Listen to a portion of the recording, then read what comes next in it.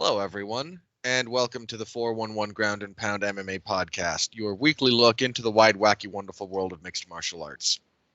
I am Robert Winfrey, your regular host. Before I get going, thank you very much for listening. I'll thank you again at the end of the show if you're a sucker for being thanked. Probably a fetish for that. I don't know what it would be, though, off the top of my head. I'll figure it out at some point in the future. However you have found us, thank you very much. Be that the 411 Mania website, YouTube, Apple Podcast, Stitcher, Google Play. I don't know if we're on iHeartRadio or not. Might be. They do a lot of podcasts. Pandora does podcasts. However you have found us, there's a lot of places you could. If at all possible, if you could interact with the product a little bit, that's very, very helpful. Like, comment, subscribe, if you're in a position to do any of those. If you're on a star rating system, give us whatever star you think is appropriate, somewhere between the minimum and the maximum.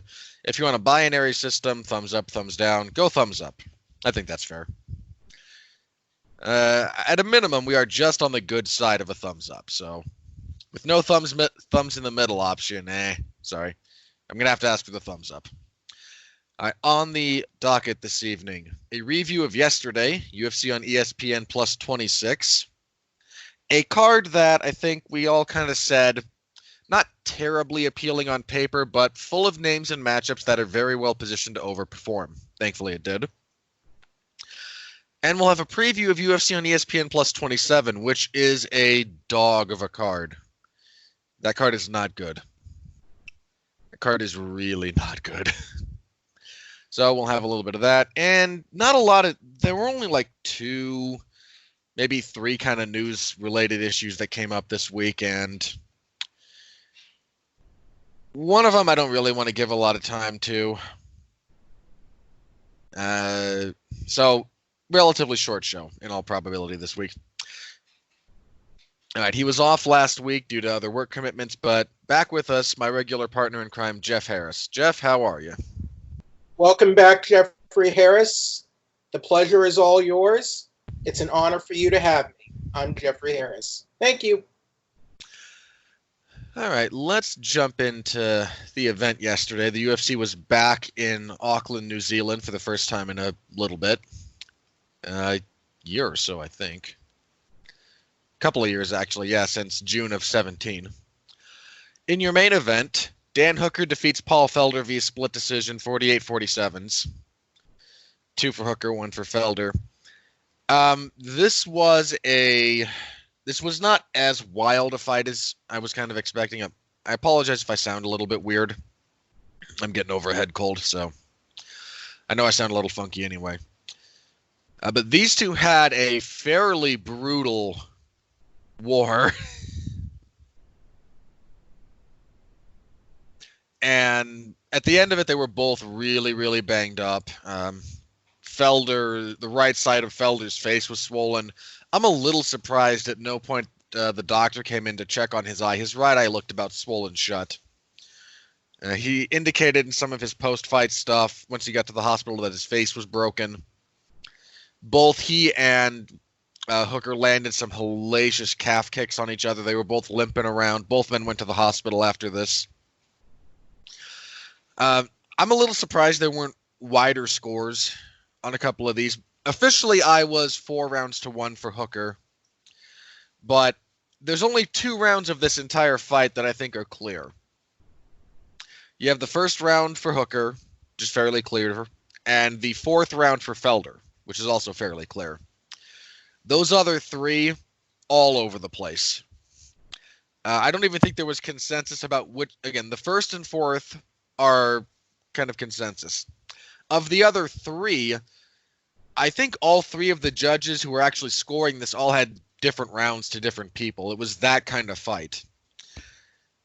Brutal fight. These two did a serious number on her. Felder's jaw, sorry, not Felder. Hooker's jaw was injured. It might have been broken. The way he was holding his mouth would definitely lead me towards thinking that just a brutal blood and guts kind of war that those two had.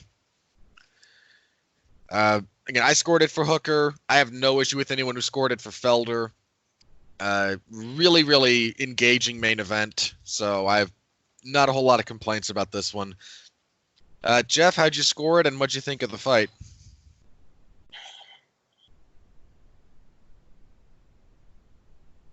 I thought it was a good fight. I think I lean toward Felder, but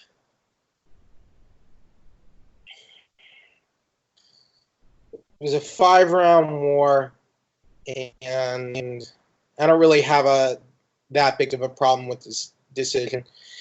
Felder's been in this situation before where I think he's probably lost a couple decisions I think he could have won, and I think he maybe won a decision that probably should not have gone his way against Barboza. I don't know, how did you feel about that fight with Barboza? I scored it for I scored their second fight. I did score for Barboza.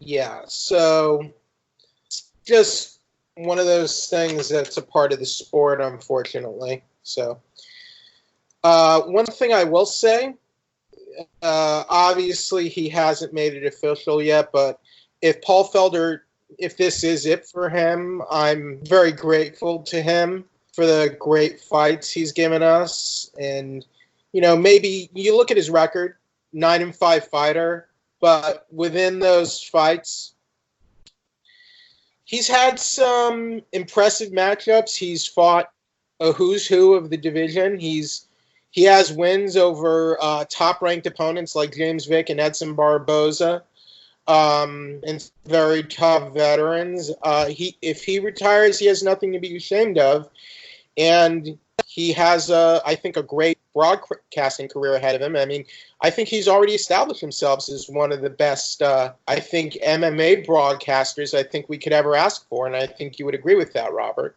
So there's no shame in him wanting to retire because he's, he goes through these 3-round, 5-round wars a lot, and that takes a toll on your body. It takes a toll on your life. So he has nothing to be ashamed of. He has nothing to apologize for if he calls it quits here. And if he does, I'm just so grateful to him for the career he's given us, despite, not being like an elite level fighter. Not everyone's going to be an elite level fighter or title challenger, but you can still have success and have a notable career, just like in other pro sports.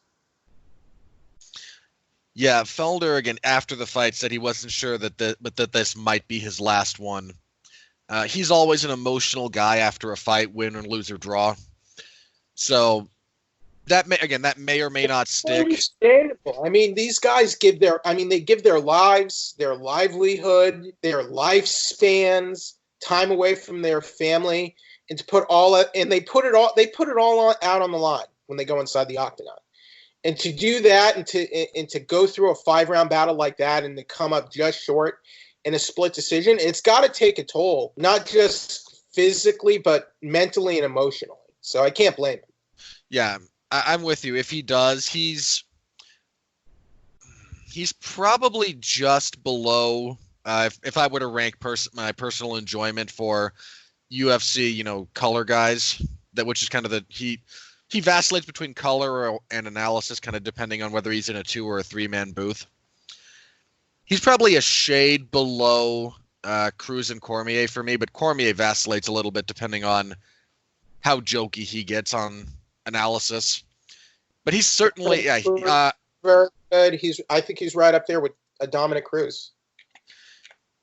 Yeah, Felder is very, very good. I mean, when he first started doing that as part of the Contender Series, it was shocking how good he was. And I have no issue when he's on the call.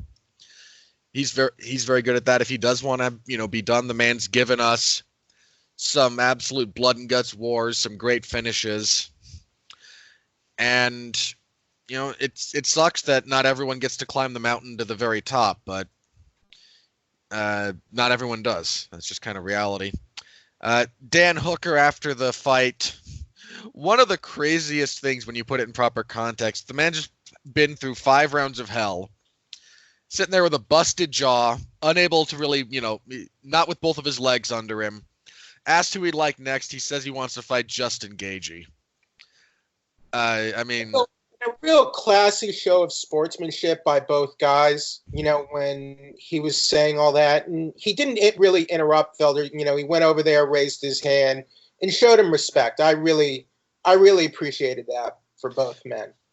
Yeah, for as heated as the build to this got at times, for them to, be able to set that aside at the end was a really nice thing to see.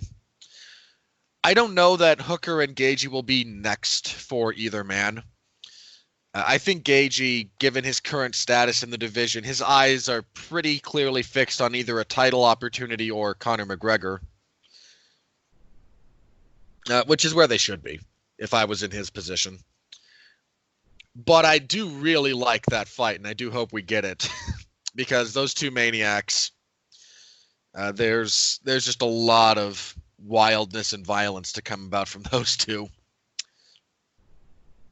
But it was a good main event. Hooker keeps kind of inching towards the top 5. We have to kind of see how a few other things play out over the next couple of months. But Hooker's definitely in that. He may not be in the title picture right now, but he's certainly closer. He's pretty close to it. I mean, his only loss at lightweight right now in the UFC is to Barboza. So he's in a good position to kind of, get a top-tier opponent next. If it's not a Gaethje, maybe a Poirier. I know Dustin Poirier is looking for another fight partner. And apparently, he keeps making noise about Nate Diaz because that fight was supposed to happen and then fell apart. I don't think that's very realistic. But Hooker and Poirier might be more attainable. So he's due a top 5 guy next, I think. So somebody in that space. All right. That was your main event. After that fight and a win like that, Felder was not probably not a top 5 opponent, but I would say he was easily in the top 10 at this point. Felder this was officially a fight between number 6 and number 7. Felder was 6, Hooker was 7. Both of them are solid. Both of them were solidly in the top 10. So, and this was Hooker's 3rd win, and he's 7-1 overall in his last 8. So Hooker has been doing good lately, undeniably. So he is due for a big fight. I think you're right. All right. Okay, that was the main event. Again, good main event. That was the fight that was kind of anchoring a lot of this, and thankfully it delivered. I gotta be honest, though. If Hooker were to fight Poirier, I would heavily favor Poirier in that fight. I would favor both Poirier and Gaethje over Hooker. Not to say he couldn't win, but where do I lean? I almost hate to say it, but I think Donald Cerrone is a good fight for him. It's probably a good fight for Cerrone too. Yeah, that would be. That's a possibility. I mean, Cerrone being where he is in the division right now makes that a little bit. I think a little bit of a harder sell if you're Hooker. Why? He's looking at somebody like in the top 5, and I think Cerrone's out of that at this point. You think Hooker would say no to a fight with Cerrone? Depends on what other options are presented. Cerrone's whether it's just or not, Cerrone is ranked in the top 5 at the moment. Really? Yeah. Okay, yeah, fight Cerrone. That's an easy top 5 win for Hooker. I'm just saying. Just in terms of rankings, Cerrone is in the top 5, even though arguably he shouldn't be. He definitely should not be. All right, he shouldn't be, but he is. And then Hooker's surging. It's stylistically, it's a type of matchup that Cerrone likes. A fighter's fighter, type of matchup, correct? Yeah, and now to be fair, we are recording this on Sunday, so the updated rankings have not come out yet in the wake of this fight. Hooker's going to go. Felder's 6, so Hooker could be ranked number 5 come the next couple days. Who knows? Yeah, Hooker might jump to 5 off of this. Arguably, he should be. I think he probably. I mean, if Cerrone's 5, he should be ranked above Cerrone, don't you think? Yes. Okay. Yeah, So, the Gagey fight. The Gagey fight doesn't make any sense to me. To me, Gagey should be like fighting the winner of Habib versus Ferguson. yeah, or Gagey should be the one on injured standby for that fight in case something happens to it. Or fighting Poirier, for that matter. I don't want to see that rematch right now. Okay. I do want to see it, but again, Gagey should be on standby for the Ferguson fight. I agree with that. Or fighting the winner. Yeah, he should be either fighting for the belt or fighting Conor next. Is kind of where my head is with Gagey at the moment. There's no way. I know. I know. Oh, look, Conor would never sign that fight. There's way too little upside, and he probably loses. Right. But again, Conor's next fight will be a title fight. Unless he does something really stupid, yeah. Title fighter Nate Diaz is what I will say. Yeah, that's most likely what's next for him. They've been offering fights to Nate Diaz, so yeah, the money's there. Nate Diaz isn't saying no to Conor McGregor. Yeah, the only other potential option for McGregor would be Masvidal, but the UFC's kind of leaning towards Masvidal and Usman at the moment, so that's a little bit tied up. But nothing's been signed yet, so who knows what could change. All right, as for your co-main event, Jimmy Crute submitted Mikhail Oleksiejczuk via Kimura, 3:29 of the first round. These two are probably as close as we have to, genuine prospects in this division right now that haven't made the leap to contendership. Jimmy Crute this was a solid win for him. He was able to kind of avoid the power punching of Oleksiejczuk, force a clinch, hit a bunch of mat returns, finally established some top control, got mount, set up the Kimura, moved back to side control, finished it. Just solid grappling from Crute all the way around.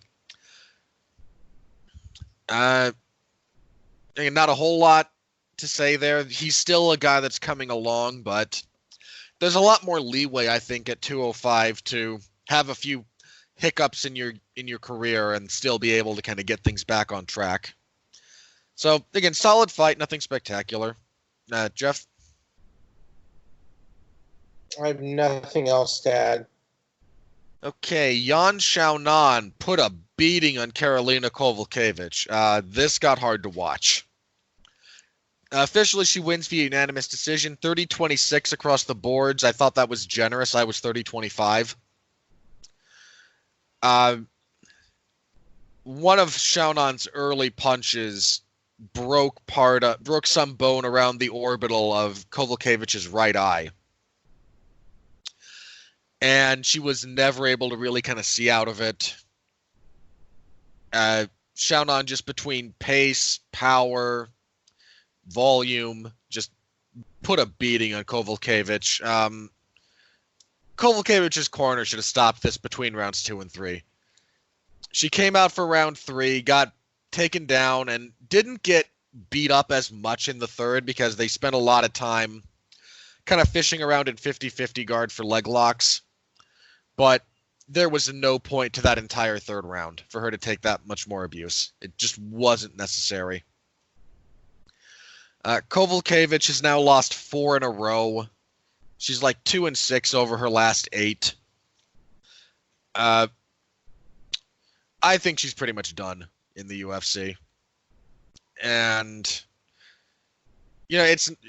she fought for the belt. She had a good run at one point. She has a good win over Rose Namajunas.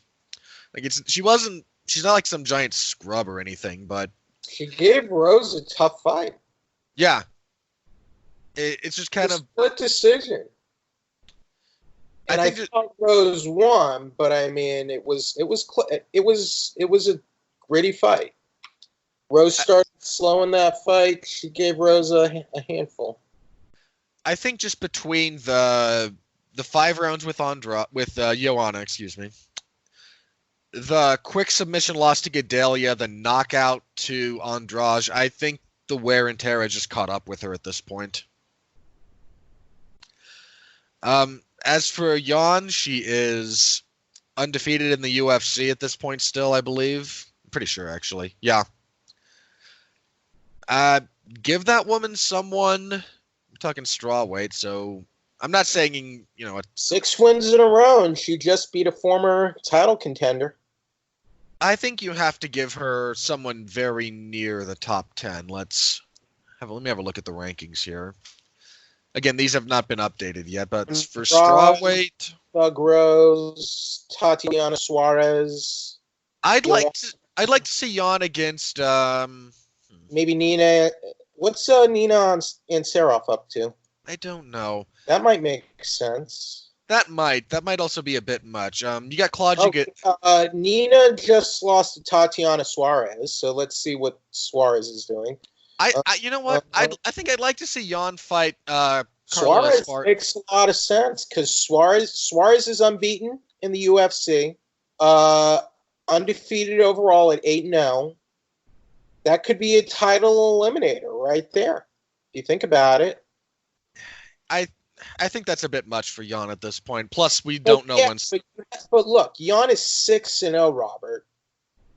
Yeah, and this was her first this was her first opponent that she fought that actually had a win in the UFC. That had a resume and had a name. Yeah, she beat Kylan Curran. 12-1. She only has 1 loss. And I mean, this isn't a very. It has bodies, but it's not a super deep division, Robert. Well, we also Suarez is still dealing with her neck injury issues, so we're. Okay. You got Carla Esparza hanging out there at number 7. Maybe we need to see Jan fight someone who's that kind of forward of a grappler. More of a wrestler grappler matchup. Maybe that could work. Esparza's won her last 2. That could, just to give her. To give her someone with experience, former champion this time. I wouldn't. Somebody in the top 10, yeah. So there's certainly options, but she should be fighting somebody again, top 10 or above. Top 10. So top 10 because Carolina was technically 14. top. All right, I'm not going to disagree with that for right now. But yeah, there's still some issues with Jan that she needs to work out, but I mean, if you're still winning, she's definitely on the come up. She could get to the title level, provided Weili Zhang is still champion. That'd be pretty impressive. We could get an all China title fight, an all China title fight. I'm sure the UFC would like to book that in China. That is not outside the realm of possibility. I know, China's having issues with the coronavirus outbreak at the moment, which they're still in the middle of, but hopefully all that'll get resolved soon. Yeah, I agree on that. That's a pretty terrible thing. I mean, it's something that's going on, and it's affecting China's economy and travel at this point. It's a major thing right now. And it's still going on. There were several fighters on this card actually who were Chinese. Yan Xiaonan, Song Kanan, might have been another one, and they had to relocate out of China to do their training camps and everything to kind of get away from the outbreak. So at least they're still able to fight and deal with that. So yeah, our heavyweight fight of the evening. God, this fight was terrible. Thankfully, it only lasted 1 minute and 28 seconds. Marcos Rogerio de Lima kills the combat wombat, Ben Sassoli. This fight sucked. The fact that this fight was on the main card over Kai Kara France and Tyson Nam just annoys me to no end. And I'm going to point to this card anytime someone tries to tell me that the UFC is actually invested in flyweight as a division. if you're a top 10 flyweight, which Kai Kara-France was going into last night and remains after winning, and you can't get on the main card, not the main event, just the main card of an ESPN Plus event in your home country, there's no hope. Like, I'm sorry, that's it. Like, that makes no sense to me. Anyway, as for this fight, not good. Crappy heavyweight fight. At least it ended early. I do get a little bit of because I have to take joy in crappy MMA where I can find it. Posting about the Combat Wombat on like Facebook and Twitter and seeing a few of my friends' reaction just to the existence of someone nicknamed the Combat Wombat. So, anything for this one, Jeff? I'm just going to do quick hits for the rest of the card. That seems fair, actually. Let's just go down the rest of this. Brad Riddell defeated Magomed Mustafayev via split decision. There were 29-28s. I think I scored this for Mustafayev, but great fight. Really good fight between these two. Riddell's a problem at lightweight. I thought pretty highly of Mustafayev, and, again, close fight, but even going life and death with that guy. Riddell, I think after the fight, called out Alexander Hernandez. Do it. I say make that fight. I'd be very interested in that. Zubaira Tuhugov defeated Kevin Aguilar via TKO 321 of the first round. Good lunging left hook from Tuhugov. Good finishing sequence. Tuhugov really needed this as kind of a rehab win after he had a very uninspired fight his last fight. That was his return from a layoff, and he fought to a draw that he was kind of lucky to get. Jalen Turner defeated Joshua Kulabo via TKO 3 minutes of the second round. Kulabo is normally a featherweight, and that size difference was very, very obvious in this fight. Turner just bigger. I think it was like 5 inches tall or something like that. Longer, and just kind of perpetually beat him up, eventually ground him down, finished him on the mat. Jake Matthews defeated Emil Weber Mech via unanimous decision, 29-28 across the boards. Jake Matthews still has an issue where he gasses in the third round. That's a problem. But Mech still can't deal with a wrestler committed to wrestling against him, and if you want to be in the UFC, especially at welterweight, you better have an answer for that, because there's a lot of them that do that. Song Kanan knocked out Callan Potter with punches at 220 of the first round. Good win for Kanan. He was sneaking kind of straight rights down through the guard of Potter pretty consistently, eventually put him down. Solid win. Kai Kara-France defeated Tyson Nam via unanimous decision, 30-27 across the boards. Good flyweight fight. A lot of stick and move from Kara-France, a lot of high volume, perpetual motion. Tyson Nam, bigger power puncher. Hit him a few times, made it interesting, but ultimately this was a good rebound for Kara-France after he came up short in his last fight. Angela Hill made a little bit of history by being the first person, male or female, to win 6 fights. Did she win 6 or appear in 6? I need to confirm this very quickly. To appear in 6 fights in a less than 1 year period of time. So if you go back to, she was just under, she got to 6 fights in like 350 some odd days, I think. If you count days. So yeah, good on her. She defeated Loma Lukbunmi. Good fight, actually. Loma is normally an atom weight. And she's been bulking up to strawweight to be in the UFC, but it's very, like, the fact that she's a natural atom weight is fairly obvious at this point. She still found some success, but so good fight. Good win for Angela Hill. Angela Hill finally seems to be putting everything together. And then kicking everything off, Priscilla Cachoeira finally found somebody in the UFC worse than her, in the form of Shayna Dobson. For the record, Cachoeira coming into this was 0-3 in the UFC with a failed drug test along the way. Dobson was 0-2 with a professional record overall of just 3-3. Cachoeira knocks her out 40 seconds with the old bus driver uppercut there.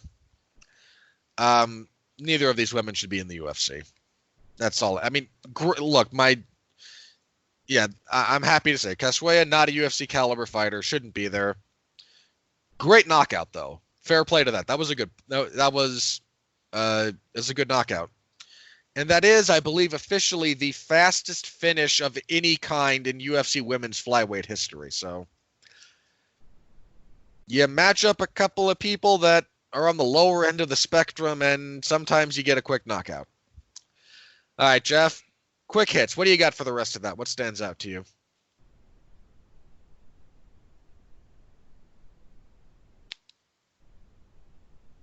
Hold on. All right.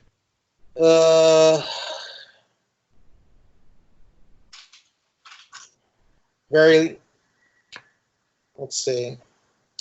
Priscilla Cachoeira got a good, nice win. How did Angela Hill actually has 3 wins in a row now? Yep. Surprisingly. Taking this one on short notice paid off for her. She fought basically, 4 weeks apart? Something like that. Twice in 4 weeks, so good for her. Yeah, she fought Hannah Cyphers on January 25th, and then here on the 23rd of February. So, yeah, less than 30 days, I think.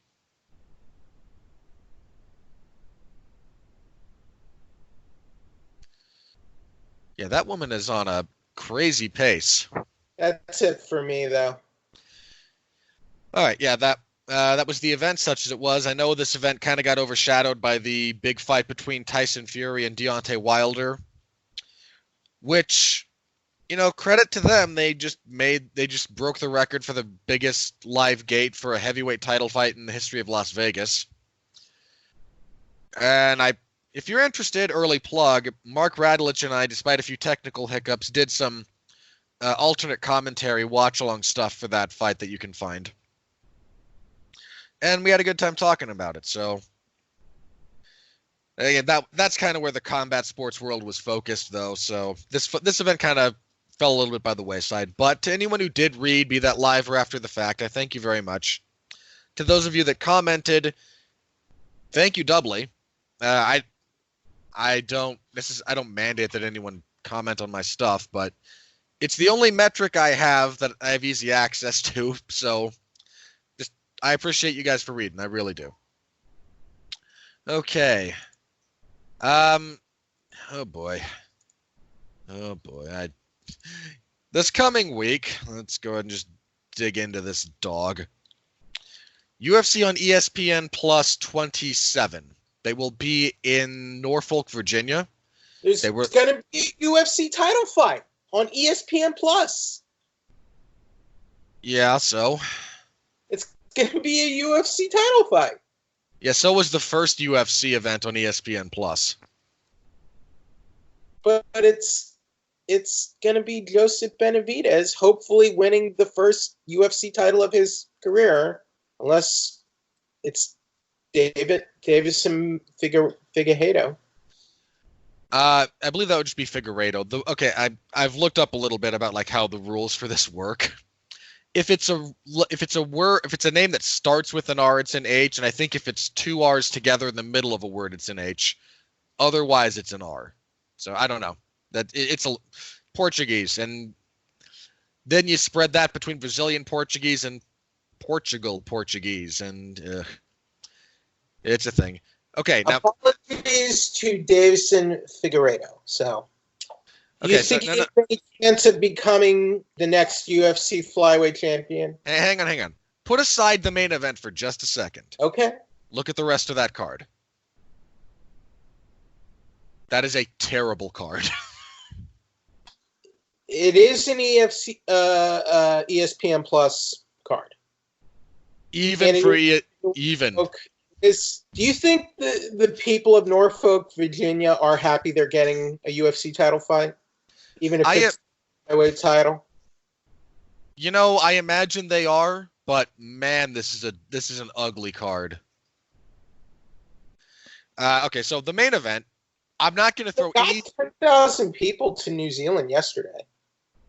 Yeah, and again, that was actually a pretty decent card even on paper. Not the greatest, but And the gate broke over $1 million, so that's not bad.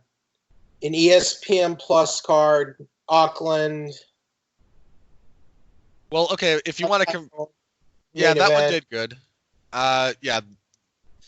Look, I know we're in the Mainly on the strength of Hooker being the headliner. He's an Auckland native. well, you had him, you had Kai Kara France, who's also a New Zealander with a big following in New Zealand. Right. And buried on the prelims because flyweights. Yep. Yeah, so anyway, this upcoming event, Megan Anderson's on this card. there's 2 women's featherweight fights on this card. I can't defend it. And it's indefensible. What do you have against women's featherweight?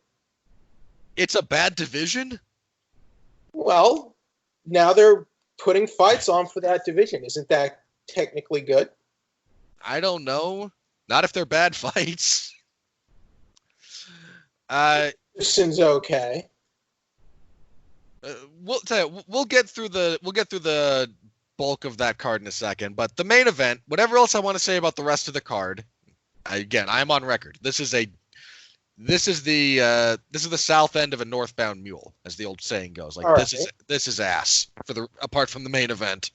All that said, I am emotionally rooting for Joseph Benavidez. I think if Benavidez wins, they'll just retire the division. Okay. I think if Figueiredo wins, they're going to retire the division. Maybe. I think the UFC has no interest in actually building flyweight as a division in the sport. I still like Joseph Benavidez, and I want to see him win the UFC title before he ends his career. Am I wrong for wanting that? No. Am I a bad person? Look, I've been a Joseph Benavidez fan for like over 10 years. If you want to rename it the Joseph Benavidez Memorial Belt before they hand it to him and retire the division because they don't care about it, sure. Okay. Title win is a title win, and I want that to happen for him. It's the one thing. It's the one thing that's eluded him his whole career. It eluded Uriah Faber. Think of everything Uriah Faber has done in his career. The one thing he never got was the UFC title. Had plenty of shots at it, though. Exactly. And so is Benavidez. This is his third time at the belt, correct? Yeah, so he's still like 5 shots behind Faber. Right. So some guys never get that shot. I want this to happen for him really badly. I mean, for the people who are emotionally attached to Benavidez, I get it. I really do. He's a well-spoken guy. He seems like a genuinely nice person. He's been in the trenches. He shows up. He fights. He's put on very engaging fights. Was a top 5 fighter in 2 divisions. Arguably a top pound-for-pound fighter in the world. There was probably a time when he was in the top 10 pound-for-pound. Height of his career. And I only say that because he was successful in 2 divisions. Yeah, he was fairly successful at bantamweight. You can't tell me he wasn't top 5 at 135 when he moved down, because he definitely was. Definitely, easily. When did he move down? I need to remember when that happened. Like 8 years ago, when they that started. 12. Okay, so 2012. Bantamweight in 2012. So basically, early 2012 is when he moved. Yeah, he was probably top 5.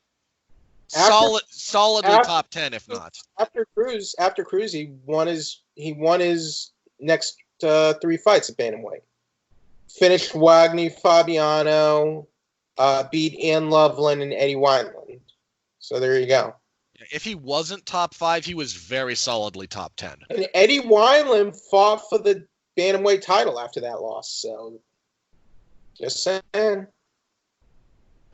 Yes, when he moved down, that would have been Cruz, probably Cruz, Faber, Barao. Yeah, I can see him being number 4 or 5 at bantamweight at the time. You can't debate your way out of that one. So I'm not trying to. So he's accomplished a lot, but this is the one thing he's never been able to obtain. So I want this to happen for him. Not to mention, Robert, he is the last. Benavidez is the last guy to have a win over the undefeated champion. He's not the champion. What was that? He's not the champion anymore. The last guy to hold the UFC flyweight title. He is the last man to beat Henry Cejudo. Yeah. To hold the win over Cejudo. So much as I think he shouldn't have won that fight, yes, that's true. Okay, but the first Olympic gold medalist to become a UFC champion. So Benavidez has accomplished and done a lot. This is the one thing he has never obtained in his career.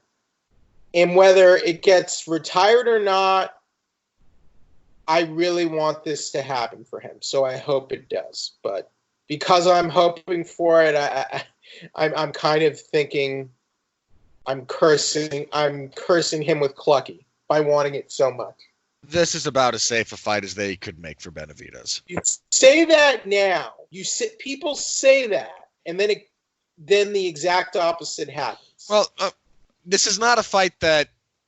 This is not a 10-1 odds type of fight. Okay, I'm not saying that, but Figueiredo is not. I would not call him a world beater, but he's a tough opponent. He's a tough fight. He is tough. He brings a lot of power to 125. He's willing to attack the body. And he's not young. He's not spring chicken, but he's younger than Benavidez. Benavidez has a lot more fights, a lot more miles on him. If you want to know why I would lean so heavily towards Joseph Benavidez here, what? Davison Figueiredo was comprehensively out-wrestled and out-grappled by Jussier Formiga. Right. I have no problem believing Joseph Benavidez could simply replicate that. Mm-hmm. Benavidez he hasn't been out that long, but he hasn't fought since end of June. That's the other thing. Yeah, there's a bit of a layoff there, but it's not unreasonable. It's not a huge layoff. It's not over a year, but we'll see. Yeah, I expect Benavidez to win this. It only took, Benavidez, I'm rooting for you, buddy. Go get your UFC title. It only took the UFC actively gutting the division and then the two best fighters in the division leaving it. Okay. Are you really if Benavidez pulls it off, are you really just gonna be like, Benavidez, you're garbage, congrats? Because that's basically how you're making it. Hold on. I would never say the man is garbage. He's a great fighter. Yeah. I'm also not going to pretend that the circumstances around this aren't what the circumstances are. That said, if he gets still the last guy to hold a win over the former champion. Yeah, look, these are the two guys that should be fighting for the belt. Arguably, it should be Benavidez and Cejudo. Okay, sure. If Cejudo wasn't Cejudo and was never going to come back to flyweight to begin with. Okay. Well, that's what he said he was going to do. Yeah, if you believe that, I've got beachfront property in Oklahoma to sell. I'm not saying I believed it. I'm saying that's what he promised to do, and that's what he claimed he was going to do. And my point is, arguably, that should have been the fight. If there was any realistic chance that he was actually going to defend the flyweight title, it should have been him and Benavidez. Yeah. Benavidez was the number one contender. Okay. But yeah, I'm picking Benavidez, and I'm emotionally rooting for Benavidez. And I'm disappointed. I want the record to show I'm disappointed that Robert is constantly raining on my parade that I'm rooting for Benavidez. Root for who you want to root for. I can't stop you, nor would I if I could. I expect Benavidez to win. He's the better fighter. by almost every technical measurement. So I hope he gets his feel-good moment, and I fully... And, we talk about guys who deserve moments like that. If anyone deserves it, a guy like Benavidez does. Yeah. The part of me that wants to watch the world burn is very curious what would happen if Figueiredo won. Because I don't think the UFC likes this division. I don't think they're happy that it's there. And I'm surprised it wasn't dissolved. Yeah. Kept it going. I really am too. Like after Cejudo won the vacant bantamweight title after that Moraes fight, seems like that would have been the time for them to go, okay, you're the 135-pound champion. We're not going to have a champion at 125 anymore. I mean, I imagine this fight card and the ESPN deal is probably the reason why.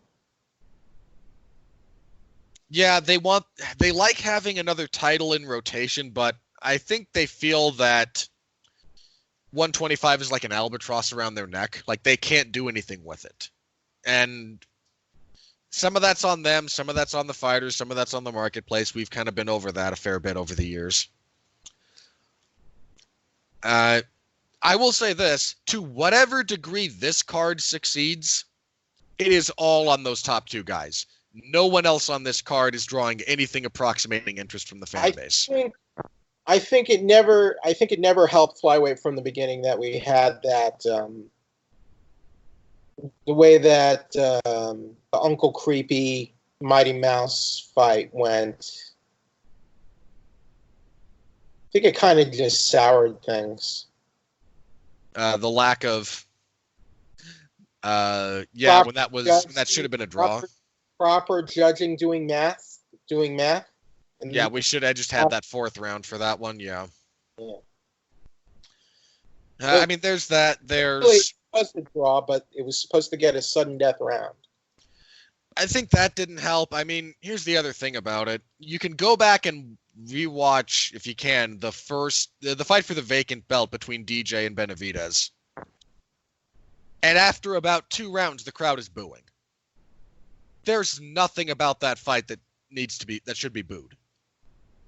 That was a good fight, as I recall. Yeah, it was a really good fight. And yeah, the crowd just not into that fight at all. And it just got off to a rough start. Like, what always surprised me is after Johnson straight out knocked Benavidez to next week in the first round, fans still didn't like or accept Demetrius Johnson for the most part. Yeah. I thought that was going to be his moment where he became like a star. If it wasn't, I mean, you think about all the spectacular things that DJ did, and none of them elevated him really. Like he never got his moment to kind of push through, you know? He had many great moments like that throughout his, epic run, historic run. I mean, he threw Ray Borg into the air and caught him with an armbar.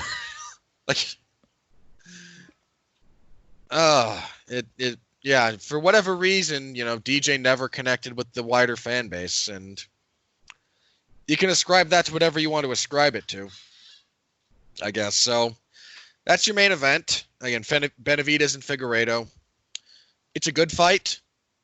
It's, again, for the vacant strap, which I'm not sure Flyweight is still around in 2021.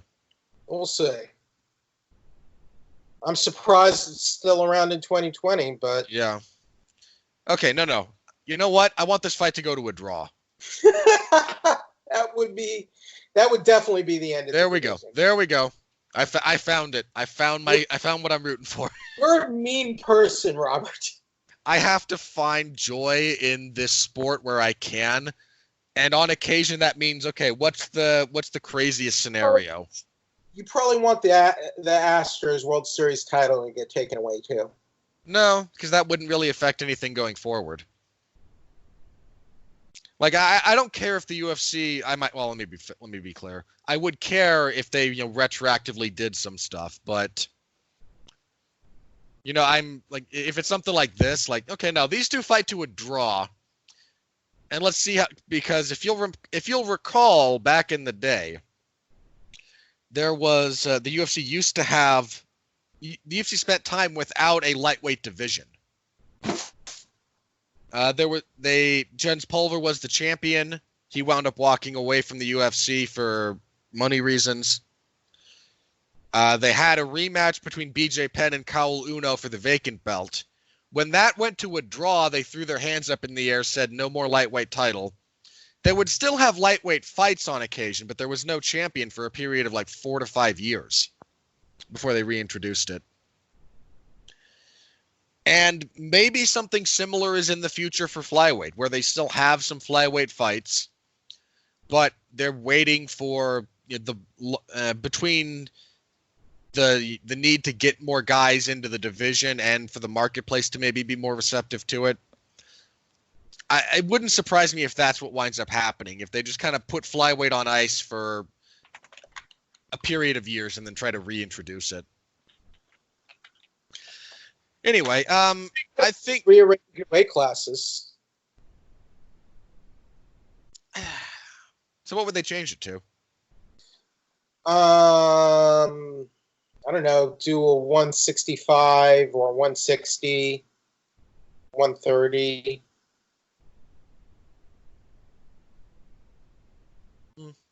I suppose that's a thought. Add 190, add something in between middleweight and light heavyweight, maybe. I think if they're going to add a division, it needs to be 165. Mm-hmm. I think that's the one that like makes the most sense. Okay. Anyway, we're just gonna do quick hits, I think, for the rest of this card because I'm gonna read this out to you guys, and you can tell me whether or not you think I am being unfair to this card on paper. Now, let me be clear. We're talking about two people who are going to get in the cage and fight. It might be great in practice. That is my eternal caveat. I am not going to say that this card has no potential to be good. It certainly has an outside shot at being very good. It has an outside shot at being watchable. Do I like those odds? Not really, but hey, I've been wrong in the past. Here's the rest of this card.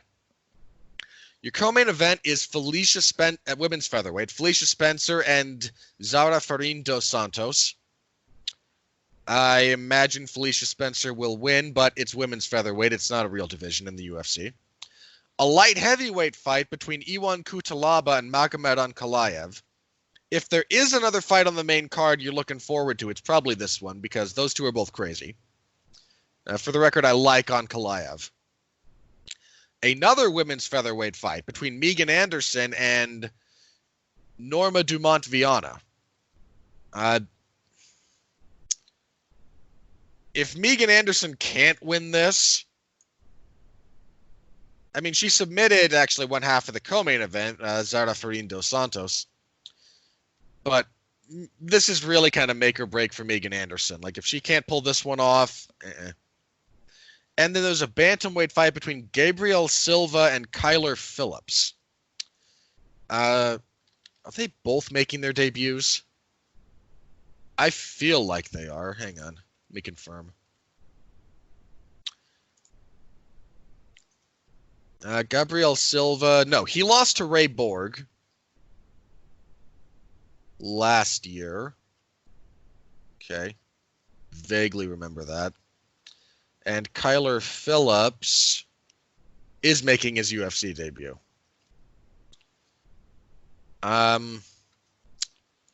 Yeah. I don't know. Go with Phillips. I don't know. Then on the preliminary portion of this card, we have Giga Chikadze versus the vaunted to be determined. This was supposed to be him and Mike Davis. Davis pulled out with an injury. We don't know if there's going to be a replacement yet. There's a fight at middleweight between Brendan Allen and Tom Breeze. Hey, remember when Tom Breeze was going to be a thing? Yeah, I do. That's how long I've been watching this. How long I've been around. Yeah, he last fought when he beat Dan Kelly in May of 18. There's a real chance that fight doesn't actually happen. Tom Breeze has kind of a history of that. Brendan Allen, by contrast, won his UFC debut over Kevin Holland last year. I'll go with Breeze, but probably shouldn't. There's a heavyweight fight between Marcin Tybura and Sergey Spivak. Please just let it end quickly. A lightweight fight between Luis Pena and, pulling double duty, the vaunted to be determined. Pena was supposed to fight Alexander Munoz. That fight got scrapped. We're not sure if he's going to be there or someone else is going to be there. I feel okay picking Luis Pena in the dark. I'm not a big fan of his skill set, but he's a solid fighter. So, again, I feel pretty safe in the dark there. And the UFC likes him, so they're giving him more favorable matches. They haven't really thrown him to the wolves.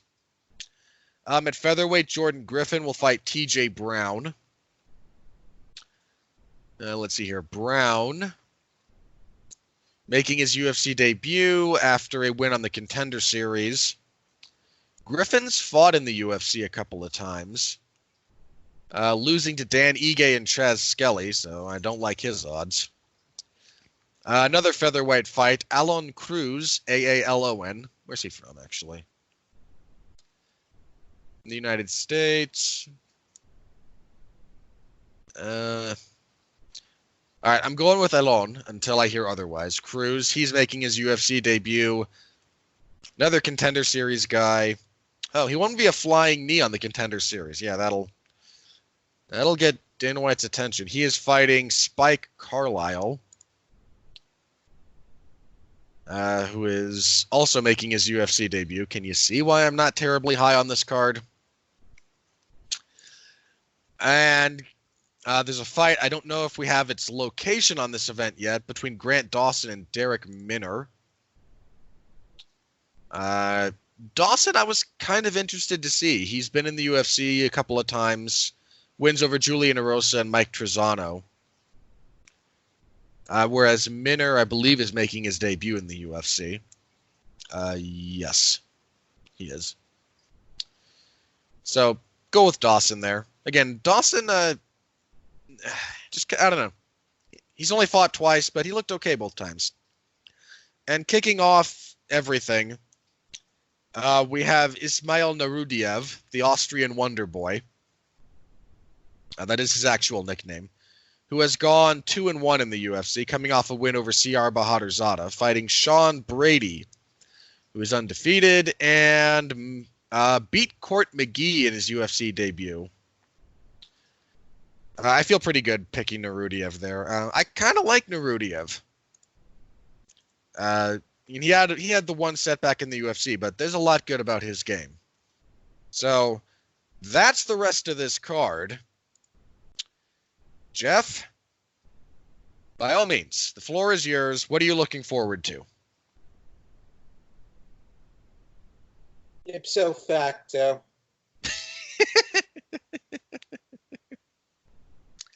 Habeas corpus. Well, there'll be a corpus, all right.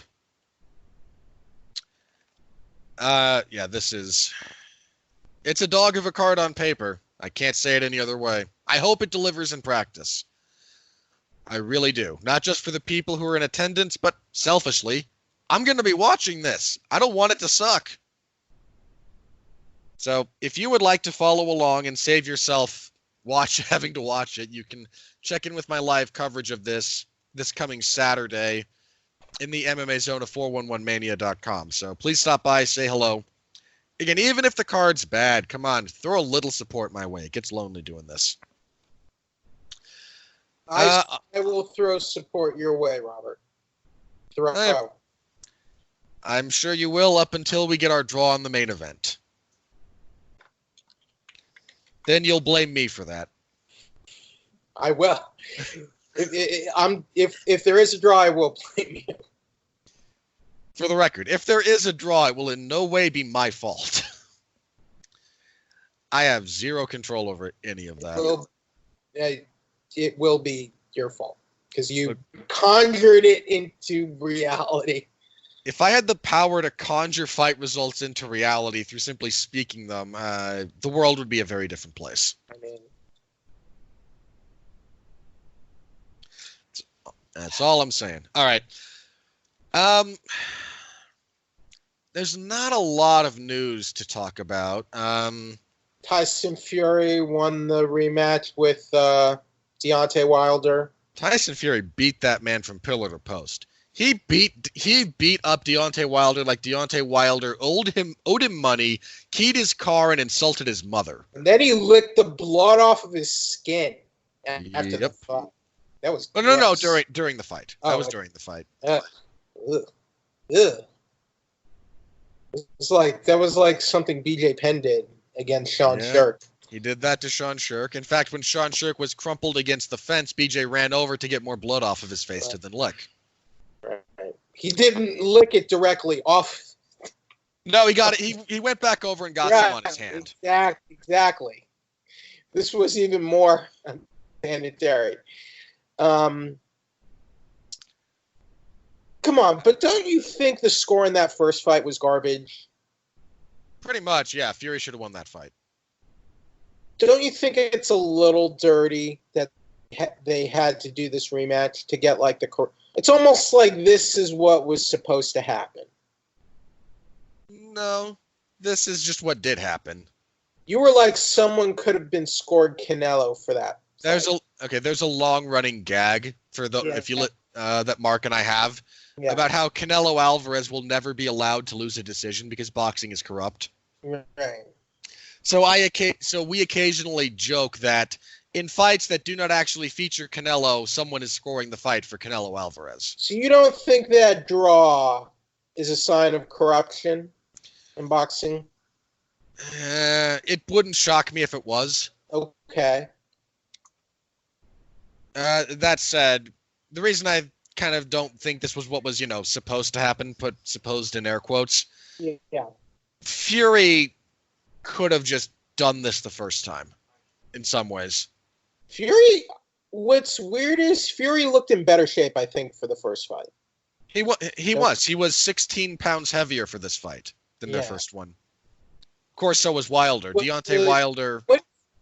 What do you attribute to that? He put on muscle.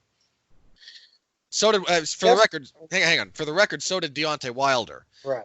Deontay Wilder officially for this fight weighed 230-something. His last fight a few months ago against Ortiz, he only weighed 219. There was so much showmanship for this fight, though. I was sort of... Oh, I loved it. Really? I don't love it every time. Okay. But, Tyson Fury in the robe and crown on that motorized litter that looked like it was being carried. Yeah. You know what? I'm so used to the overly homogenized, utterly replaceable UFC product that a little flavor from flamboyant personalities like those two, I can dig it on occasion. But here's my thing. There was so much of it. Whenever that happens, I worry how seriously they're taking the fight. And is it a sign that they're not taking the fight seriously or they didn't train seriously? I don't know. Really? Those kind of elaborate entrances in boxing are much more common. They happen all the time. Mm-hmm. It's not at all a reflection of training methodologies or preparation. I'm just curious because I don't. No. If you watch a lot of like MMA or UFC specifically, they go out of their way to strip their fighters of personality when they're on their broadcasts. Like, no, you get to walk out of the same entrance and everybody gets to wear the same stupid Reebok gear. It's true. Yeah, Tyson Fury always has some kind of funky entrance, and if you have a taste for them, and you may not, your mileage may vary, but he always has something when he comes out. I mean, his big return fight from his... I think it was his big return when he fought Wilder, actually, when that wasn't his big return, but when he fought Wilder, I think that was the one he came out to the ring doing the dance routine that Apollo does in Rocky IV. He had the American robe and the American hat. I might be forgetting I might be forgetting the fight in particular, so I apologize if I am. Does Fury Anthony Joshua happen now? No. Why not? The politics of boxing.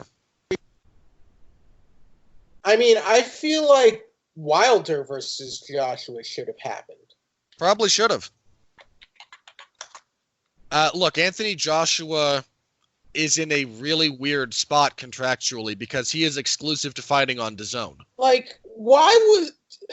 was Joshua even fighting Andy Ruiz? I think Ruiz might have been a mandatory.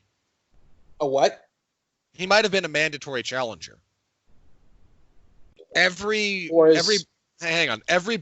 of those belts that you hold, each organization that recognizes that belt, so you have, say, the WBC, right? Right. By way of example. There are fighters who can within a specific window of time become mandatory title challengers. Right. So you then have to defend your belt against that person or forfeit it. Okay. And Ruiz might have been one of those. I forget the specifics of that. Do you think at the time Ruiz deserved that fight against Joshua going into that fight? Yeah. Was 32-1, but I mean, I didn't hate it. It's okay. Again, there's a lot. I mean, Tyson, oh yeah, that man changed his life in some respects, not for the better with that fight. I mean, if we look at, say, the aftermath of Fury, hang on. He kind of gave up after that fight. Clearly, that man was in no way prepared for the amount of success that came with that victory. Just none. Or he was, and he just mentally checked. Okay, I got the big win. I'm checked out now. Well, there is in the wake of this fight between Fury and Wilder a bit of a discussion happened with Buster Douglas. Happened with it happened to a much better fighter than Buster Douglas. It happened to his name, Roberto Duran, believe it or not. Oh, wow. When he beat Sugar Ray Leonard the first time. He was not supposed to win that fight by a lot of people's reckoning. Mm-hmm.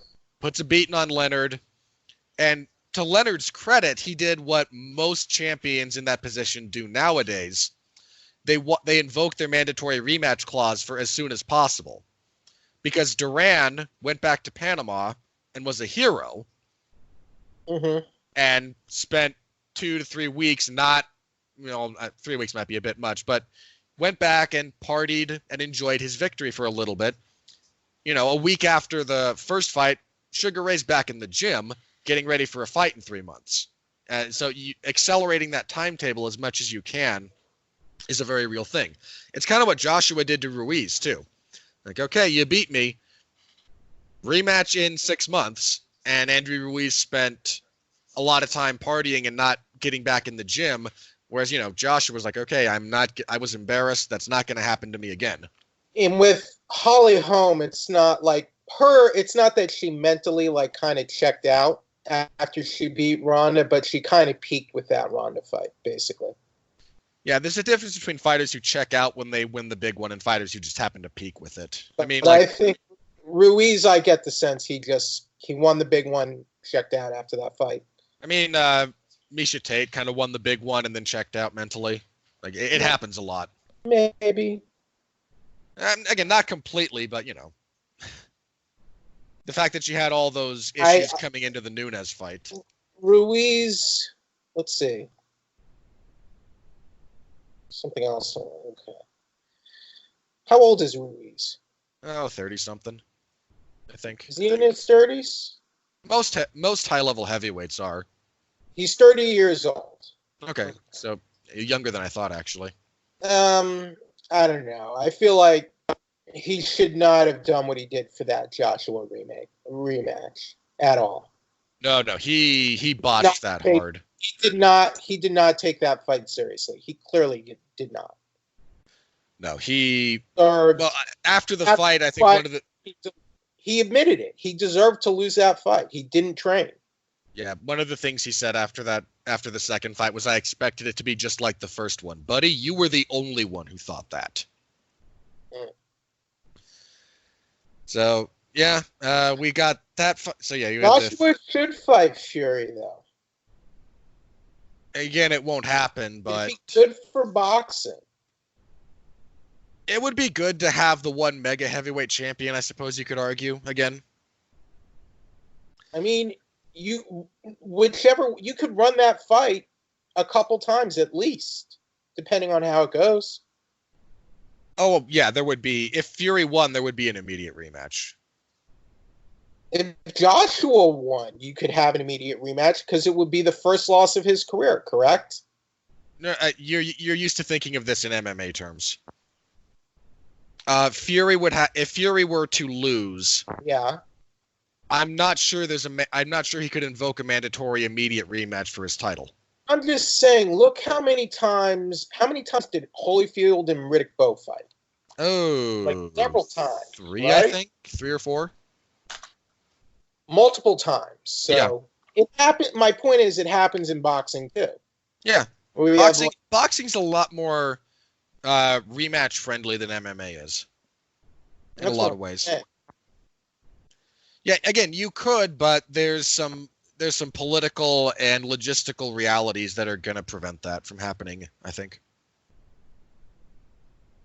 Okay. But I mean, good on Tyson Fury getting the TKO win. Yeah, that was a masterful fight from Tyson Fury. And I imagine WWE is going to make a hard play to get Fury again at WrestleMania, which Fury was open to before. Fury's probably looking for his exit from boxing at this point. I mean, and in fairness, the man just made $25 million at a minimum for that fight. Provided he takes care of his money and he doesn't have a lot of, vultures and leeches destroying his finances. Well, I'm trying to think, because he and Deontay Wilder both made $5 million guaranteed fight purse. Right. And then I think they were each also guaranteed $20 million each. All right. So some of that has to go to taxes, though, right? Yeah. Even actually, they were no. Hang on. Not American. They were in Vegas. Actually, that changes things. Part of the reason Vegas gets so many fights is some of their tax laws as it pertains to people who come in and then work there. Okay, but so you're saying because he's Irish and because he's fighting in Vegas, he doesn't owe any. He's English. Oh no, there'd be something, but not. I'm sorry. Yeah, he's English. He's British? Yeah. Okay. Does he have to? If you're a British fighter, do you owe any of your fight purse to England in taxes? I imagine there's some. I actually don't know where he lives. I know he's British by nationality. I don't know where he makes his home. His family he's of Irish descent. Some of it, yeah. He was born in England to an Irish family. Yeah, I mean, when he calls himself the Gypsy King, that's not a gimmick. His people were the wandering gypsies. Irish travelers. They're Irish travelers. Okay. So yeah, I don't know. Again, I don't know specifically, but he's banked guaranteed $25 million. That's before any cut of the gate, before any cut of the pay-per-view. Assuming he gets those. Yeah. Does he get those for this fight? I don't know. I imagine he would, but I could be wrong. I'm sure but WrestleMania could be a huge payday for him, depending on what they set up for him. I mean, he got what, $1 million plus for that thing in Saudi Arabia with Braun? Possibly. I mean, Vince might want him to wrestle Brock Lesnar at WrestleMania. Who knows? Or Kane. Oh, you just made Mark Radulich so happy. Not a joke. One of the things he said. You could get Fury versus Lesnar They could be like, screw Drew McIntyre. We're going to give the title shot to Tyson Fury. Not a joke. This came up between Mark and I when we did commentary last night. Mark said, I want Tyson Fury to show up on Monday Night Raw and Pillmanize Drew McIntyre's head with a chair and give me Fury Lesnar at WrestleMania. Well, that would kind of make Fury. Lesnar would have to do that. And then Fury would have to be like the valiant babyface who helps Drew McIntyre. For the record, if they do that, I don't care the angle. the IWC would riot, and it would be great to watch. I mean, it would be interesting. The fan base would lose their minds, not in a good way. Yeah, Fury's kind of looking at his exit from mixed martial arts or not mixed martial arts, from boxing. Maybe he goes to UFC. I doubt it. They will not pay him that much. I mean, in all seriousness, I don't think this is a joke. Let's just take the guaranteed money, the guaranteed $50 million that those two made, because they were each guaranteed at the end of the day 25. The UFC will not pay their entire heavyweight division in all of 2020 $50 million.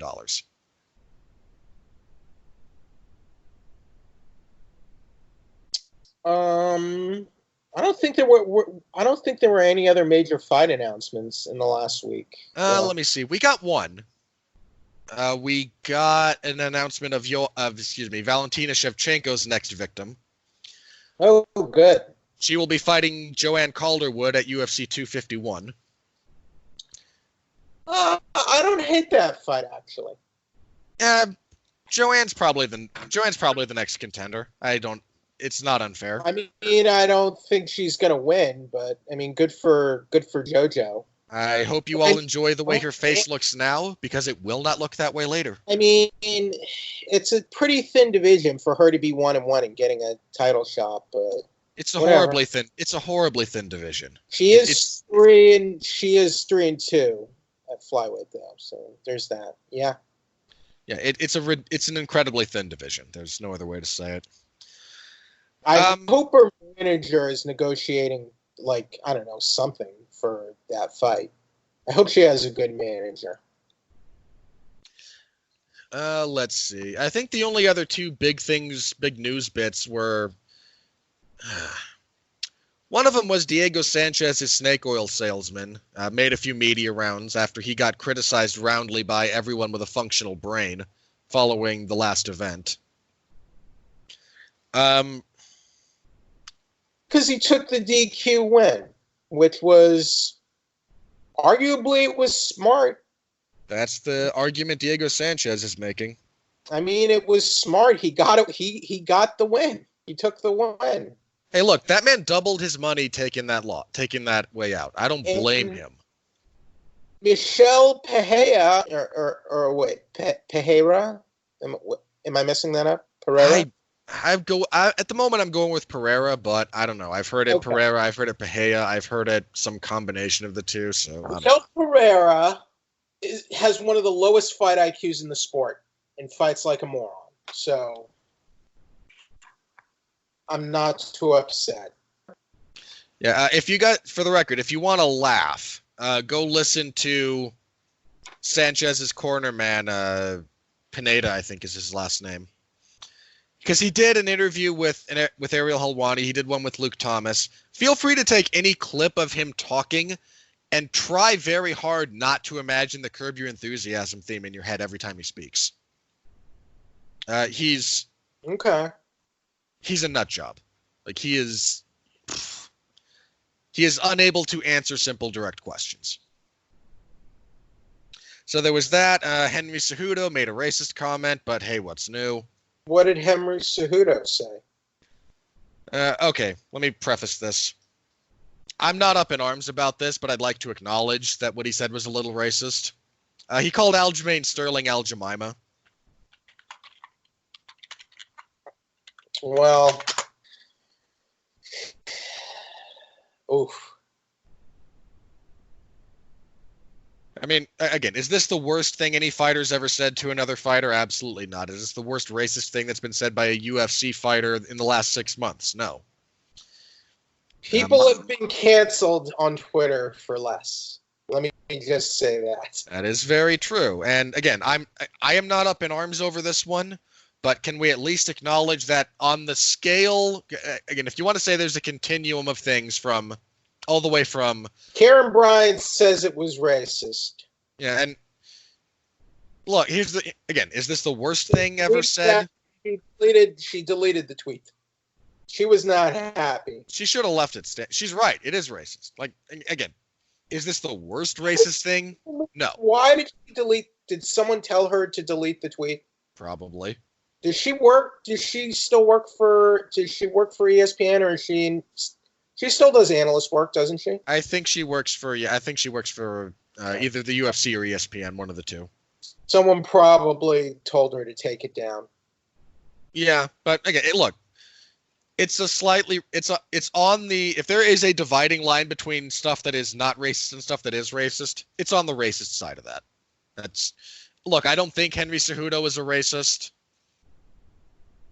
I think he's just saying stupid things. He was trolling. He was trying to. He was, that's his gimmick, Captain Cringe, right?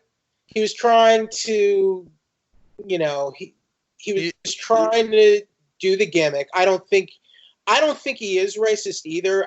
But I think it was the wrong comment to make. It is a somewhat racist thing to say, and we can say that it is without saying he's a racist to his. It is racist, but I think he was just trying to be funny.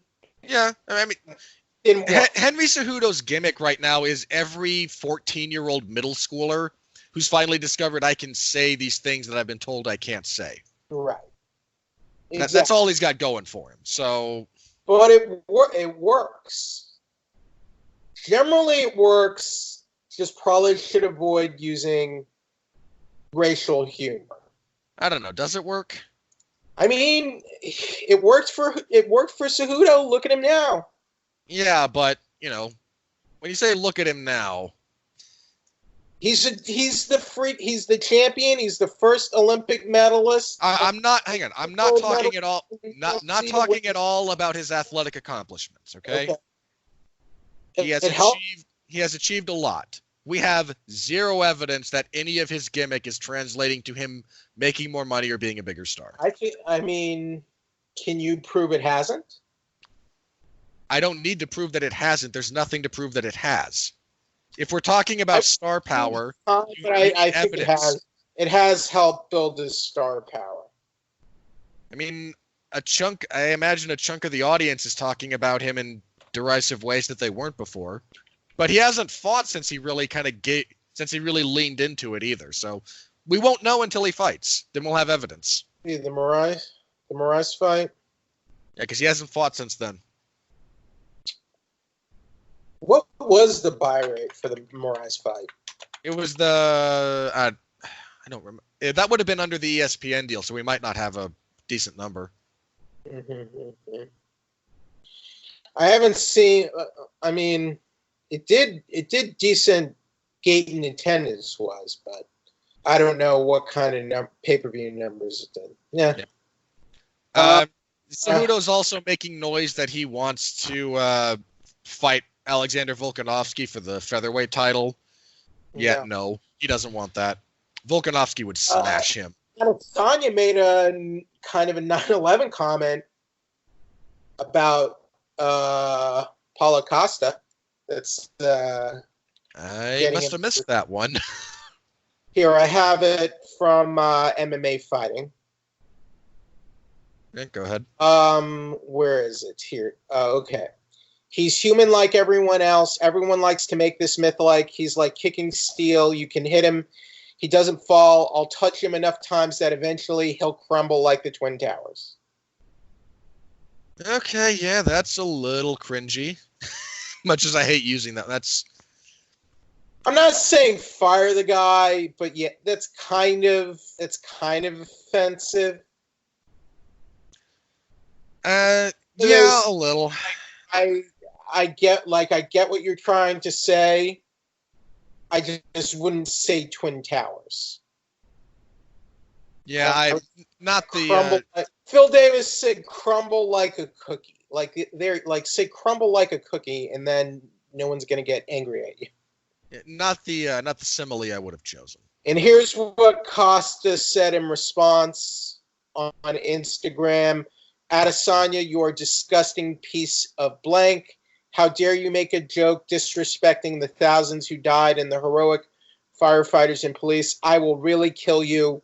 Dirty Kiwi. So... Yeah, the build to that fight's going to be just the height of sophistication. Those two do not like each other. I call a guy out on making comments about 9/11. I wouldn't respond by saying you dirty Kiwi. That's I wouldn't say it's racist, but to me that's borderline. Well, think about it like this. If he'd said you dirty Nigerian instead of you dirty Kiwi, how would you feel? I would feel that's definitely racist.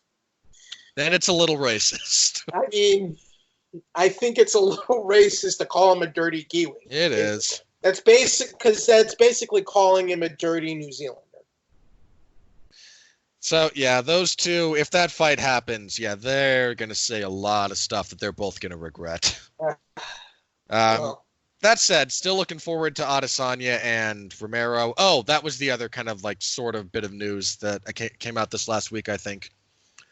Cannonier was supposed to be, I think, playing backup for that fight after his Whittaker bout fell through. He shouldn't be backup. He should be fighting for the title. He's out. I think he suffered a torn pec. Then how is he in the backup? He's not. Like, he was playing. Like, they had kind of tapped him. Okay. In the wake of signing that, like, okay, if something happens, we have a backup. They had a press conference in New Zealand, and Adesanya was like, if Romero misses weight, I might ask for Cannonier. Yeah, I think they said, over the last week they mentioned that Cannonier, like, suffered a torn pec and is, they might have also signed him and Darren Till for some time in the future. Because I don't know that his injury was, like, surgery related, but just wouldn't be ready for that fight. So I think they mentioned something about him and Till. That might have just been rumor, not signed yet. So, but the roads just keep clearing. Look, by the way, I found up a follow-up by Henry Cejudo. He doubled down on it, didn't he? Yes, he did. Karen Bryan and I decided to be friends after all. I just decided to come up with a better nickname for Aljo. I didn't say this or write this. This is what I'm quoting Henry Cejudo. Aljo Mexicana. Hashtag all lives matter. So Cejudo is definitely leaning into the cringe stuff. So there you go. You know, for as much as that man has accomplished athletically, you'd think somewhere along the way common sense might have gotten in there. I mean, it's like he's getting media training for Colby Covington or something. Yeah, Covington at least. The thing about Covington is we have like demonstrable evidence that his shtick works to drive traffic. And Covington's also, like, if Covington had said Al-Jemima about Aljamain Sterling, he wouldn't, like, he just would have leaned into that. Like, he wouldn't have gone back on it. It helps that Cejudo is a minority. It helps that there's this ridiculous notion out there in the world that only white people can be racist. Well, which is, for the record, get into a racial debate, but don't you think if Cejudo was Caucasian, this would have been a lot worse for him? Yes. And I don't want to get it further than that, but look, we're not here to litigate it. You asked me a question about reality. Yeah, I think in reality it would have been worse. Because this was signal blasted a little bit, but not that much. But whatever. So, yeah, I think that's everything I've got for, again, light news week, and I have no desire to kind of go over what Diego Sanchez's coach said, his long rambling responses to questions.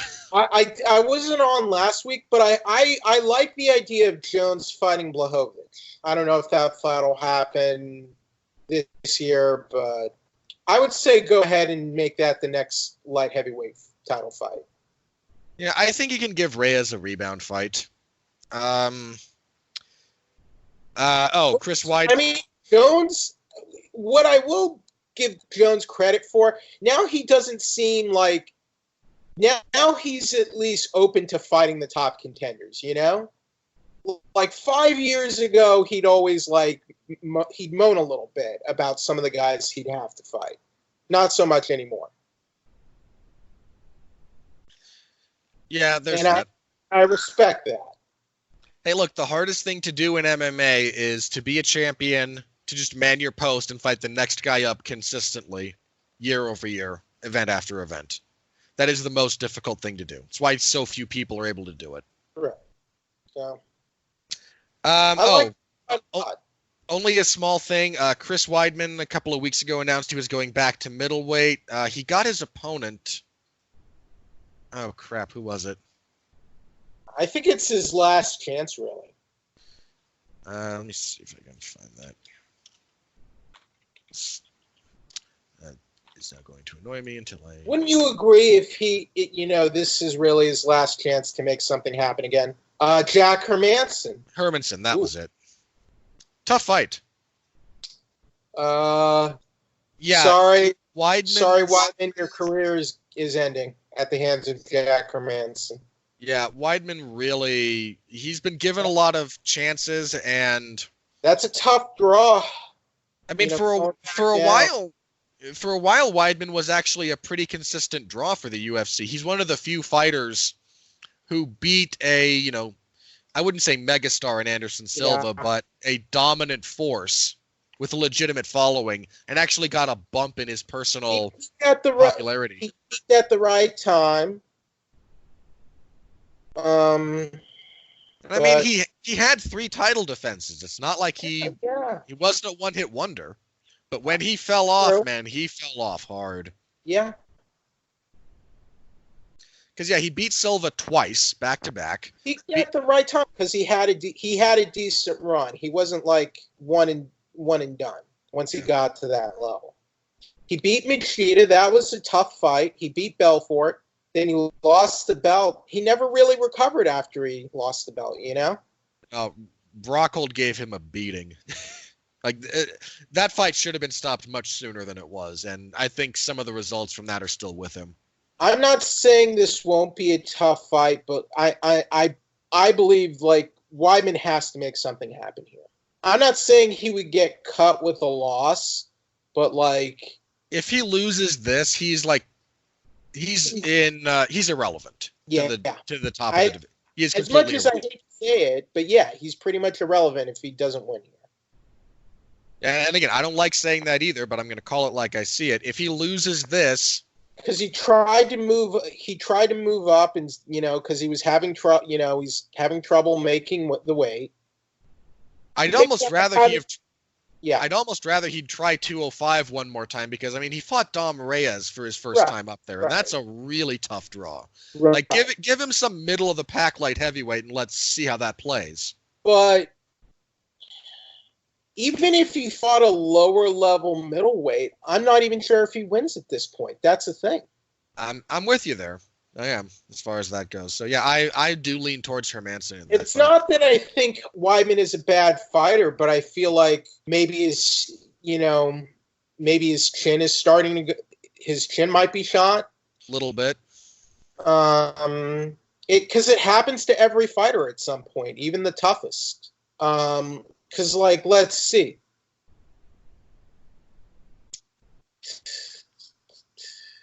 I would almost say give him Uriah Hall or Brad Tavares.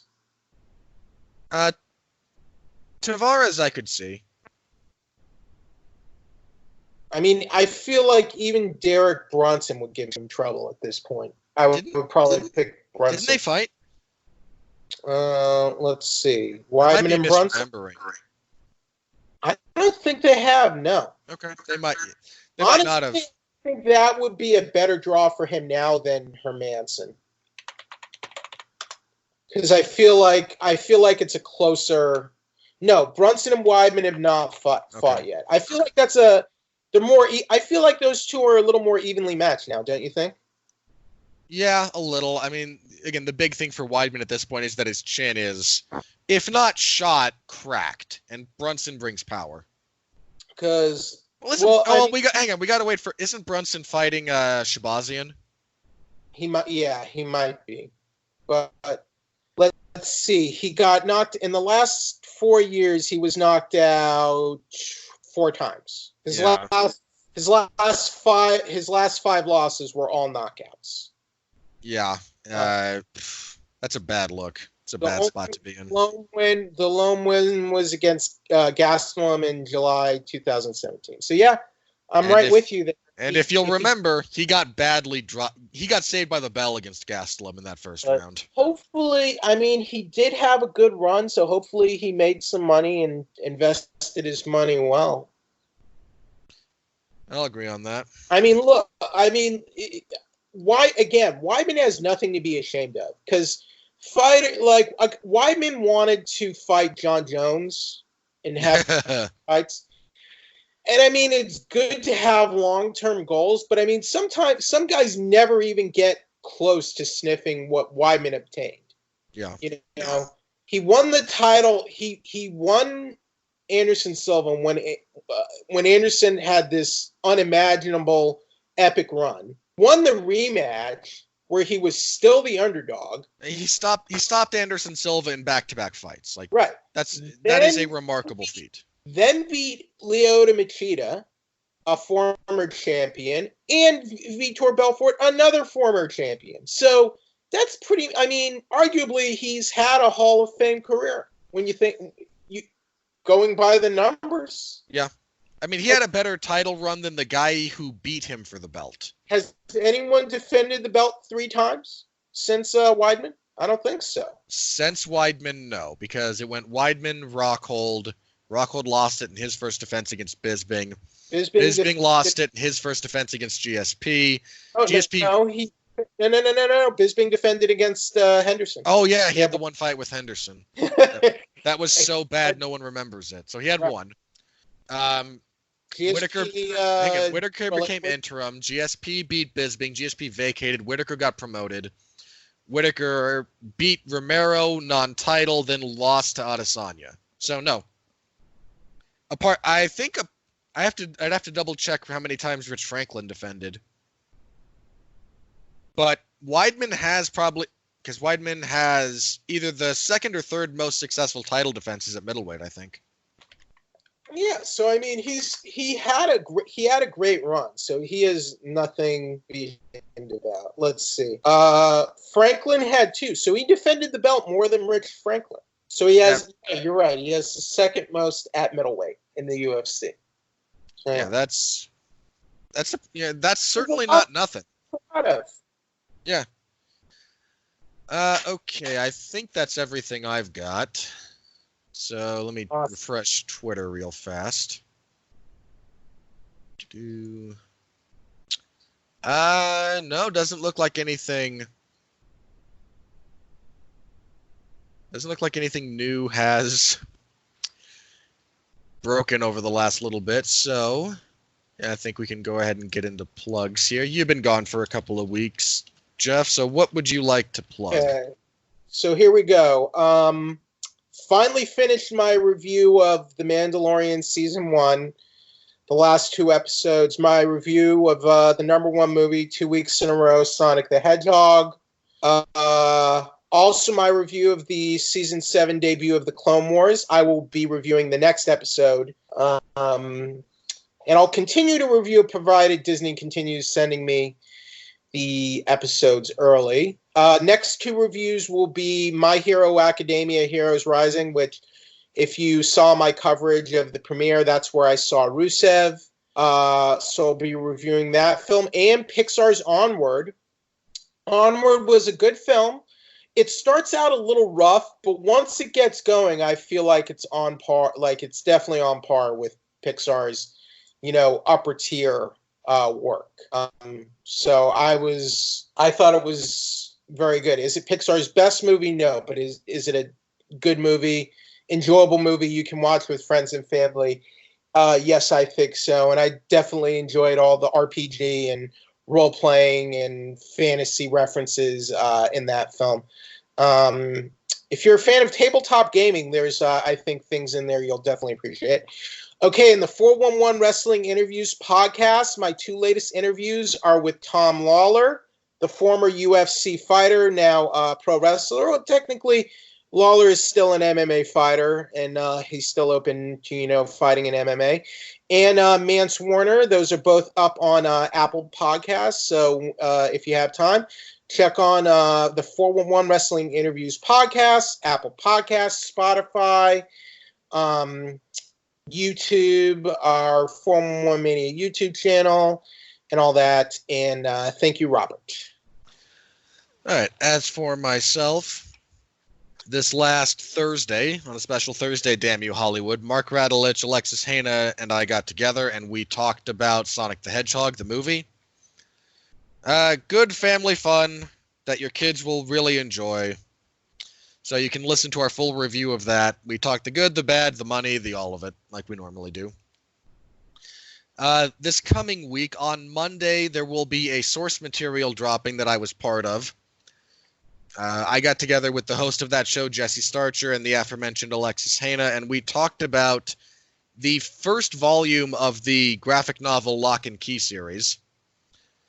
So you can hear us talk about that. We talk in very glowing terms. It's a great book. I don't know what else to tell you.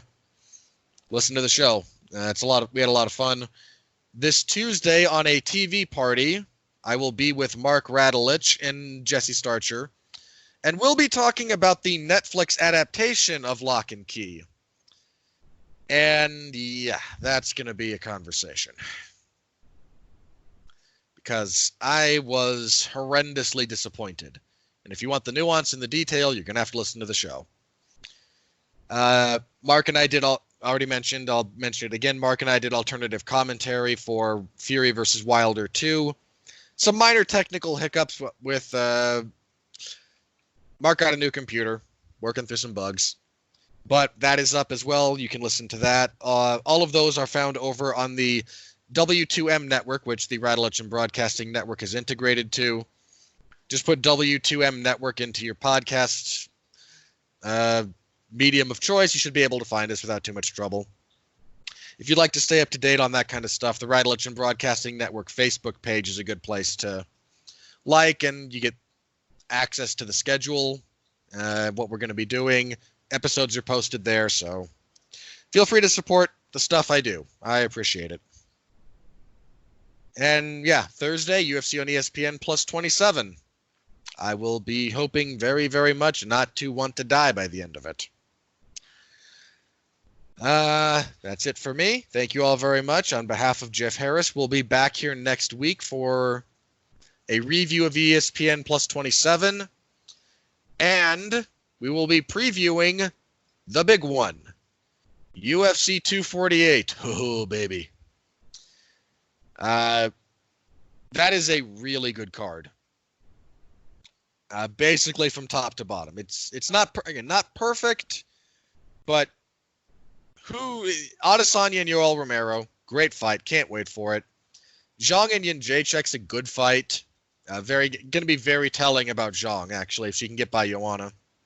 Neil Magny's back. Sean O'Malley's back. Adolfo Vieja's back. Beneil Dariush and Drakkar Klose is a good fight. Gerald Meerschaert and Deron Winn is a good fight. A lot of good fights on that card. So we'll give you a full preview next week. Please come back for that. Until then, thank you again. On behalf of Jeff, I am Robert. Reminding you to stay safe out there, and please continue to be well, be safe, and behave.